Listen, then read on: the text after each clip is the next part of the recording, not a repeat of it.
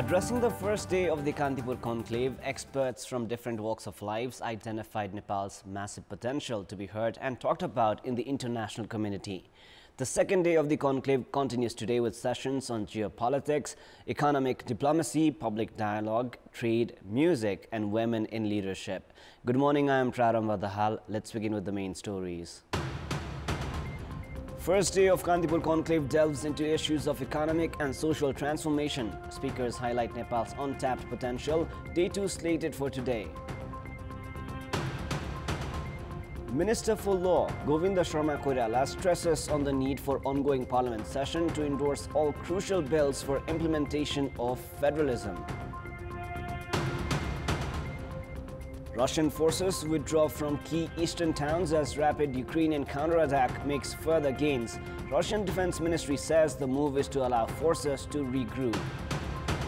And world number 1 Iga Swiatek soars past Ons Jabeur in straight sets to win the US Open, becomes the first Polish woman to lift the US last Grand Slam. Prime Minister Sherba Deva has said that periodic election promotes the belief of the general public in the democratic process. Speaking during the inaugural ceremony of the Kantipur conclave, Premier Deva said that the public participation in the elections will promote the participation of youth and women in the process of governance and strengthens the judicial system. Deva added that the government is preparing to ensure the upcoming November 20 elections are fair, independent, impartial and free from any fear. I believe that they are more than just periodic elections.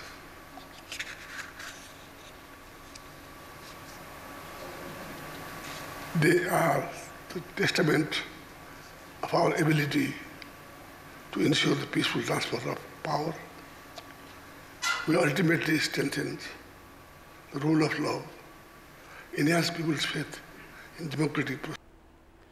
Prime Minister Deva stressed on the need to encourage investment in adaptation and minimization of the effects of climate change, citing that the COVID-19 pandemic has further increased geopolitical impact of climate change worldwide.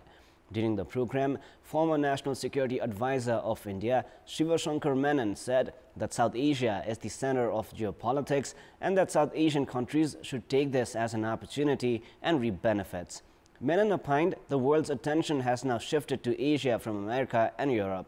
Likewise, Chairperson and Managing Director of Kantipur Media Group, Kaila Siroya, said that the country has seen a serious political and economic crisis, adding that the local level election had allowed the youth to reflect the transformation and that elections helped strengthen the democratic process. Nepal, which has long witnessed government instability, has been hit by one after another political and social upheavals. But the recently held local elections have suggested new beginning. The two-day conclave, themed Beyond Expectations, Beyond Boundaries, includes the participation of panels of experts and dignitaries from national and international arena to hold discussions on issues of national economy and social progress and transformation. The panels of speakers include 73 intellectuals from Nepal, South Asia, Southeast Asia and Europe. The Kantipur conclave is holding 12 sessions of dialogues on political, geopolitical and financial diplomacy, cross-country energy transmission and trade, climate change, economic growth and music, among other issues. Minister for Law Govinda Sharma Koirala has said that all the proposed bills will be passed by the Parliament session.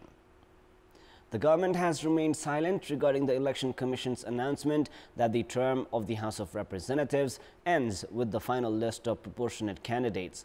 According to the Commission, the term of the Parliament ends on the 17th of September and all the bills under consideration in the Parliament will be invalid as per the legal provision. The scenario indicated that only a week has remained to hold the meeting of the House of Representatives, while around 4 dozen bills that are under consideration have yet to be endorsed. Meanwhile, yesterday's meeting of the House of Representatives has been postponed for Wednesday, citing spatial reason. The government has pledged to pass all the remaining bills within the remaining term, even though there remains very limited time. The ongoing third edition of Kantipur Conclave has invited international delegates from South Asia and Europe to participate in discourses on economy, politics and climate change, among others.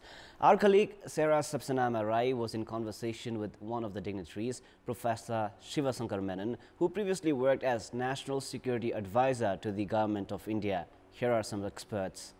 So we've had the pleasure to welcome you for Kantipur Conclave, and your presence along with other dignitaries from Europe and South Asia means that we really are trying to go beyond boundaries as well with this conclave. Do you think these events actually help to further fuel or progress the discourse regarding economic, bilateral ties, climate change issues? This kind of conclave, which is both formal and informal, which brings people from across the region together. This is really useful, I think, because you can talk in ways that governments find more difficult, and it combines everyone. So yes, I do believe that this is very important, the Kantipur Conclave, and I think what you've done with 3 sessions, you can see from the level of participation how influential and how important it is. You've observed Nepal and India ties for many years, as you've worked for the government as well and as an academician as well. How have you viewed our relation evolving over the course of time? It hasn't been easy always, but I've always thought that whatever problems we've had are problems of intimacy. It's because you can't draw a real line between us, because we are so involved in each other's lives, whether it's economically, socially, even politically. We watch each other very closely, and certainly our security and so on is all interlinked. So given that, I think it's natural that as we change, as the world changes, we will face new issues. But I think so far we haven't done a bad job.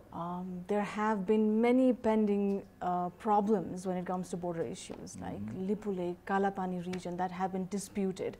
How has India observed this issue, and have there been misinterpretations of geographical sovereignty of the 2 sides? Yeah. I think there's 2 parts to this question. One is, these are relatively new boundary issues, and they're a consequence of the hardening of sovereignty and of national consciousness, and we must be therefore defensive of our Westphalian sovereignty. And that, frankly, the states have to settle between themselves. It's something that, public opinion, nobody else can settle. This is basically state-to-state business. I think I speak for the general public when I say there's a general frustration among the public when it comes to the border issues. Has there been any unwillingness on part of our southern neighbor in, sitting down and then talking? No, I think we've always said we're willing to, we're quite happy to. That's not, in fact, we've said we're happy to talk about the border boundary, we're happy to talk about the treaty, we're happy to discuss any of these things. One part of this, because leaders, politicians use it for domestic political mobilization to consolidate the base, they have no interest in really discussing it or settling it. It's a useful issue, but as an issue. So if you look at it, even though we've said consistently we're ready to talk, come and talk, it never happens. And why hasn't it happened for all these years? Because it's an issue that's used until the citizens tell their leaders that we're not going to be led like this by the nose. And this is where it's important that we talk about things, that you have things like a Kantipur Conclave, where we can talk to each other as citizens and say, what's our interest in this? How does it help the welfare of our people? Is this really an issue, or are there more serious issues? It is now time for our segment Public Pulse, where you text us with your opinion. Public Pulse. The question is, what should be done to preserve trekking routes? Your options are A. Form clear government policies, B. Make local governments responsible, and C. Raise public awareness. The voting is on. Type NEWS, select your option A, B or C, and send it to 34001 to share your opinion with us. And now, before we wrap up, here's a look at the top stories one more time. First day of Kantipur Conclave delves into issues of economic and social transformation. Speakers highlight Nepal's untapped potential. Day 2 slated for today. Minister for Law Govinda Sharma Koirala stresses on the need for ongoing parliament session to endorse all crucial bills for implementation of federalism. Russian forces withdraw from key eastern towns as rapid Ukrainian counterattack makes further gains. Russian Defense Ministry says the move is to allow forces to regroup. And world number 1 Iga Swiatek soars past Ons Jabeur in straight sets to win the US Open. Becomes the first Polish woman to lift the year's last Grand Slam. That is all for the moment. Thank you for staying with us. Have a beautiful day ahead.